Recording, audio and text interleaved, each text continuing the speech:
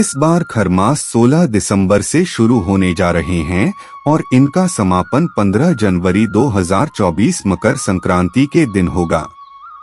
यानी कि जिस दिन सूर्य मकर राशि में प्रवेश करेंगे उस दिन खरमास का अंत होगा। खरमास के महीने में विवाह, गृह प्रवेश, घर बनाने जैसे नव निर्माण, प्रतिष्ठान, मुंडन या छेदन जैसे मांगलिक कार्यों पर रोक लग जाती है। ऐसे में आपको कोई भी मांगलिक कार्य करना है तो उसे 15 दिसंबर यानी कल तक निपटा लें। खरमास के दौरान सूर्य ग्रह बृहस्पति की राशि धनु में प्रवेश करते हैं, जिसे धनु संक्रांति के नाम से भी जाना जाता है। खरमास में क्यों बंद हो जाते हैं मांगलिक कार्य? जब सूर्य देव बृहस्पति राशि में प्रवेश करते हैं तो उनका बल कमजोर हो जाता है। इस कारण से इस समय कोई भी मांगलिक कार्य नहीं किया जाता है। साल में 2 बार खरमास लगता है। एक बार जब सूर्य धनु राशि में प्रवेश करते हैं और दूसरा जब सूर्य मीन राशि में प्रवेश करते हैं। 16 दिसंबर से 15 जनवरी तक सूर्य धनु राशि में विराजमान रहेंगे। जानिए खरमास में किन कार्यों को करने पर रोक लग जाती है। 1. खरमास लगने के बाद विवाह जैसा मांगलिक कार्य नहीं किए जाते हैं। 2. इस समय निर्मित किए गए मकान सुख नहीं देते, इसलिए गृह निर्माण भी वर्जित होता है।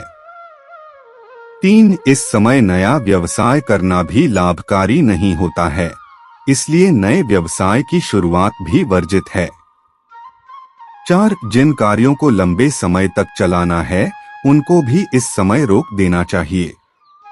खरमास में कर सकते हैं ये सारे काम। 1. यह 1 महीना महाधर्म, दान, जप तप आदि के लिए अति उत्तम माना गया है। 2. सीमांत, जातकर्म और अन्नप्राशन आदि कर्म पूर्व निश्चित होने से इस अवधि में किए जा सकते हैं। 3. इसके अलावा खरमास के महीने में ब्राह्मण, गुरु, गाय और साधु सन्यासियों की सेवा करने का भी विशेष महत्व बताया गया है।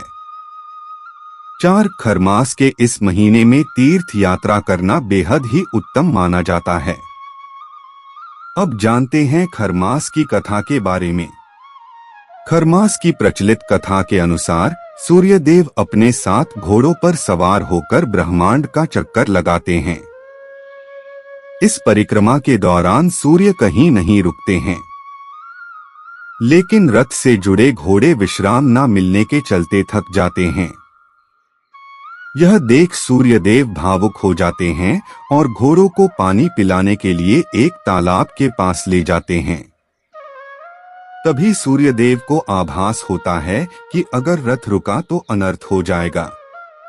सूर्यदेव जब तालाब के पास पहुंचते हैं तो उन्हें वहां 2 खर गधे दिखाई देते हैं।